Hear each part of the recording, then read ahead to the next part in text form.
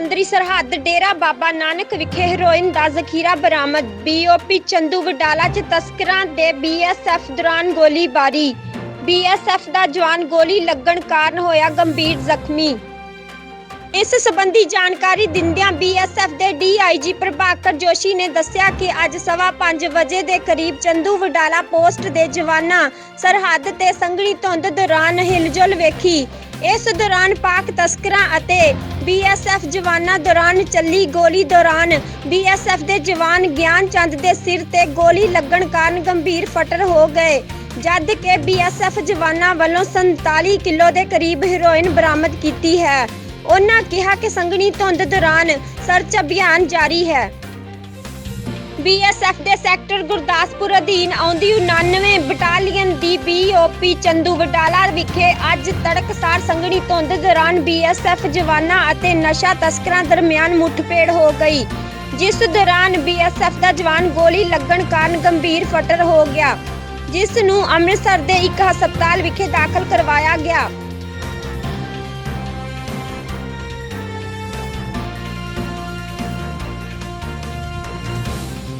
जी, constable Raju विश्वास। राजू जी, क्या उस समय माहौल था जब आपको पता चला और किस तरीके से आपने मुकाबला किया था? माहौल ऐसा था, हम लोग शुरू से घूम रहा था, धुंध बहुत था, तो जस्ट मेजर से एक बार मिला था, तो मेजर इस तरफ डाइने तरफ चला गया, मैं बाएं तरफ चला गया देखने के लिए। तो अचानक मेरे को फायर का आवाज़ आया, तो मैं भागते हुए आया, तो फायरिंग चल रहा है, तो मैं दौड़ के जाके गया, तो देखा मेजर लेटा हुआ है और चिल्ला रहा है, जो गोली लग गया। तो मैं जाके मेजर को पकड़ा और कवरिंग फायर दिया, तो इस हालत में फायरर भाग गया और पीछे के साइड से फायर करना शुरू कर दिया था। फिर हमने जब कवर दिया तो चला गया। कैसे महसूस करते हैं ऐसी घटना को जब आपने फायरिंग की और उनको भागना पड़ा पीछे? सर गोली तो सामने से देखो तब पता लगेगा सर। कोई बात नहीं।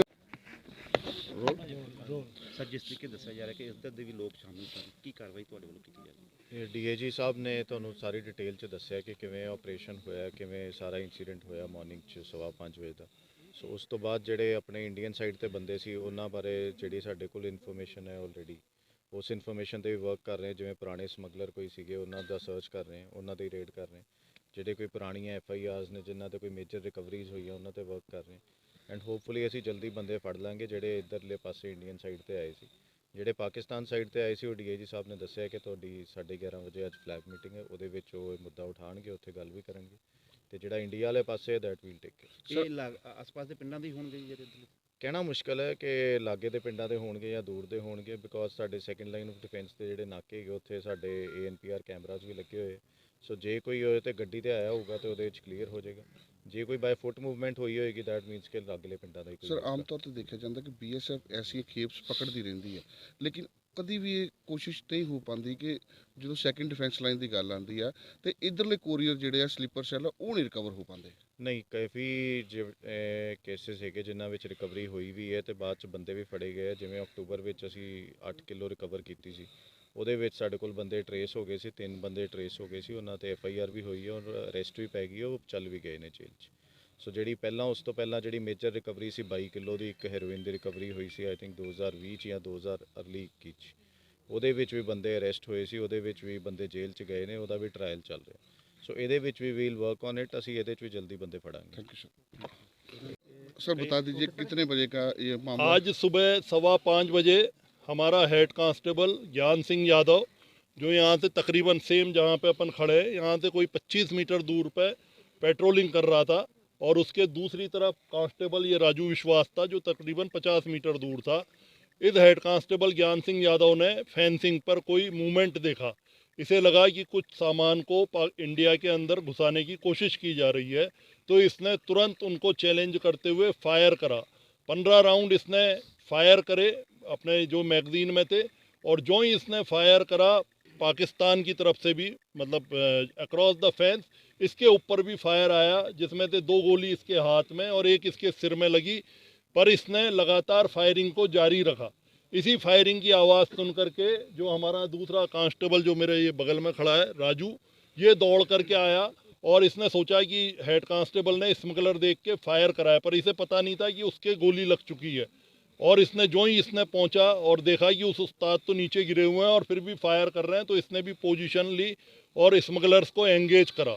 जब उन्होंने देखा कि दो जवान पहुंच गए और फायर हो गया है, तो उनकी हिम्मत एकदम पस्त हो गई और वो पूरा सामान छोड़ करके भाग गए। जब यहाँ पे सर्च करी गई तो 47 पैकेट हेरोइन, तो तकरीबन 47 केजी हेरोइन, 7 पैकेट अफीम है, 2 पिस्टल हैं जिसमें से एक इटालियन मेड है, एक चाइनीज़ मेड है। एक पिस्टल के साथ 42 राउंड है, एक के साथ 12 राउंड है। 74 राउंड गिरे हुए AK-47 के सर्च के समय हेड ऑफ फेंस मिले। और मैं बताना चाहूँगा कि यहाँ से 200 मीटर आगे IB है और उसके आगे रावी नदी शुरू हो जाती है। तो रात के समय ही रावी नदी में नाव से ऐसा लगता है 5 से 7 जवान जो स्मगलर्स थे, उन्होंने ये बॉर्डर क्रॉस करी और हैवीली आर्म्ड थे। और ऐसा लगता है कि बिना किसी और जो पाकिस्तान के जो भी हैं उनके सपोर्ट के बिना ये कार्रवाई नहीं करी जा सकती। इधर भी ये 3 आदमी बैठे हुए थे, आप देखेंगे तो इनके ये कुर्ते बैठे हैं। हमने वो सर्च डॉग लगाए, SSP साहब से हमने रिक्वेस्ट करी है, पूरी ताकत से पुलिस भी पकड़ने में लगी हुई है। पहले भी इसी जगह पे कोई 1.5 महीने पहले 1 किलोमीटर आगे इस जगह से एक अटेम्प्ट करा था। उस समय भी हमारे बहादुर जवान ने फायर करा था, पर किसी तरह से वो बच करके सामान मतलब नहीं ले पाए थे और निष्फल कर दिया था। पर इस बार मुझे लगता है सेम ग्रुप ने दोबारा अटेम्प्ट करा और हमारे बहादुर जवान ने उनका निष्फल कर दिया और सारा सामान जो कुछ अनुमान लगा कितने लोग होंगे उधर भी इधर भी? तकरीबन 5 से 7 लोग, तो जो पाँव के निशान है नदी के किनारे पे, 5 से 7 स्मगलर पाकिस्तान से आए थे और यहाँ पे 3 से 4 इंडियन साइड के स्मगलर जरूर इन्वॉल्व। जख्मी है उनके क्या हालात हैं? जो जख्मी है वो IRV हॉस्पिटल है, IRY हॉस्पिटल है प्राइवेट, वहाँ उसे एडमिट कर दिया है, वो स्टेबल है। और उस जवान का और इस साथ में जो ये राजू खड़ा है कांस्टेबल, इसका बहुत बहादुरीपूर्ण ये कारनामा था। इन्होंने अपनी इतने खतरनाक उसमें परिस्थितियों में अपने धैर्य को रखते हुए जिस तरह से रिटेलिएट करा और उनको भागने पे मजबूर कर दिया, और इतनी बड़ी मात्रा में। तो अभी आप देख सकते हैं कि यहाँ इलेक्शन आने वाले हैं, तो यहाँ की शांति को, यहाँ की जवानी को किस तरह से ये नष्ट करने का प्रयास कर रहे थे और क्या इसका अंजाम हो सकता था। तो ये सिर्फ वो लगाया जा सकता है, अंदाज़ा ही लगाया जा सकता है। पर सीमा सुरक्षा बल है, किसी भी प्रकार के कुत्सित प्रयासों को सफल नहीं होने देगी, चाहे कुछ भी हो जाए। सर्च ऑपरेशन चल रहा है, कुत्तों की ड्रोन की मदद से पाकिस्तान से भी कांटेक्ट करा जा रहा है कि भाई आप भी अपने एरिया में सर्च करो और आपके वहाँ से जो लोग आ रहे हैं इनको तुरंत प्रभाव से रोका जाए, पता कराया जाए कौन दोषी है। अभी जो ही ये धुंध हटेगी तो उनको मैसेज कर दिया गया है और 11:30 बजे का टाइम दे दिया है फ्लैग मीटिंग का। हाँ, ये बहुत बड़ी खेप है, बहुत अभी रिसेंट समय की बहुत बड़ी खेप है। 47 केजी हेरोइन, 6 इसमें पैकेट अफीम के, तो बहुत बड़ी है, बहुत बड़ी है। आप समझ सकते हैं ये मतलब कोई 300 करोड़ की तकरीबन खेप होगी, प्लस हथियार हैं। तो ये क्या, और इतना एमिनेशन मिलना, 74 राउंड AK-47 के, 44 राउंड पिस्टल के, 12 राउंड चाइनीज़ मेड पिस्टल के। तो ये सब दर्शाता है कि बहुत ज़बरदस्त उनकी साजिश थी और काफ़ी समय से वो प्रयास कर रहे थे। पर ये धुंध का मौसम अभी शुरू हुआ, आज पहला ही दिन था जब इतनी धुंध पड़ी है, नहीं तो इतने दिनों से और मौसम ठीक चल रहा था। भारतीय जवानों ने जो फायरिंग की वो पाकिस्तान तस्करों को भी लगी गोली का? पाकिस्तानी तस्करों को ऐसा नहीं लगता वो बच गए, क्योंकि आप देख सकते हैं कि नीचे ज़मीन है, वो छुप मतलब नीचे क्रॉलिंग करते हुए थे। तो मुझे नहीं लगता शायद उनको लगी है, क्योंकि यदि लगी होती तो खून गिरा हुआ मिलता या वो कोई उनकी बॉडी मिलती। Thank you.